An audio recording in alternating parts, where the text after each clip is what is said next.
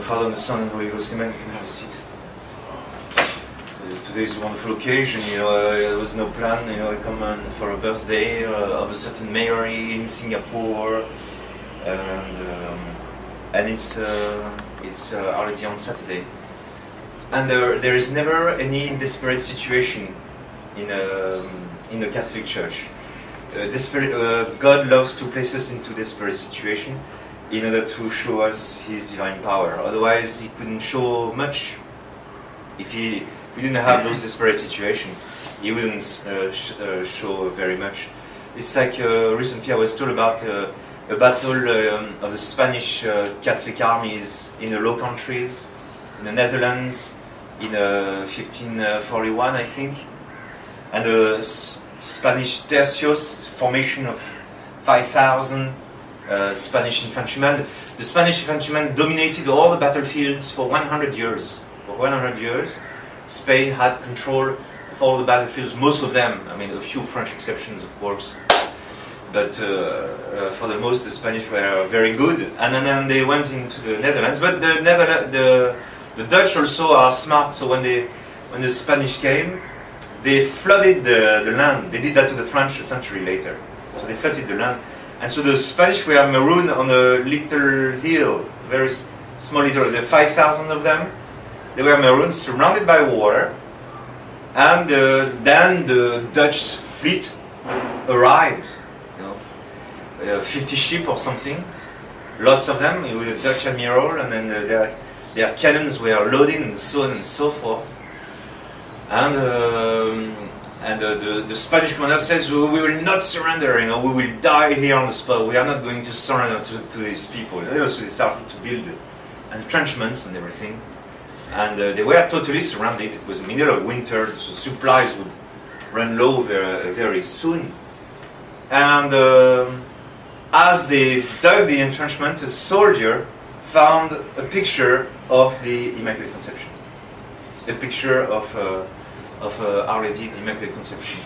And brought it to the commander. And the commander says, God is going to give us victory. And you couldn't tell how. They were on the hill, surrounded by water, with the ships there. And then they all prayed very much and put their trust in Our Blessed Mother. And so they all went to sleep, except those who were possibly on guard. But during the night there was a very cold wind, Siberian, there's something extremely cold wind, and the water froze and gave a thick cover of ice miraculously, and the tables were turned. Now it was the Dutch were marooned in their ships, and the Spaniard demolished the entire Dutch fleet. And that's how the tables were turned all of a sudden at the very end. And there are some other battles, like the battle in Cartagena, and where I think it was September 11, or it was done on September 11, where a fleet of 210 English ships sailed to Cartagena in Colombia to take over Spanish South America, Catholic South America.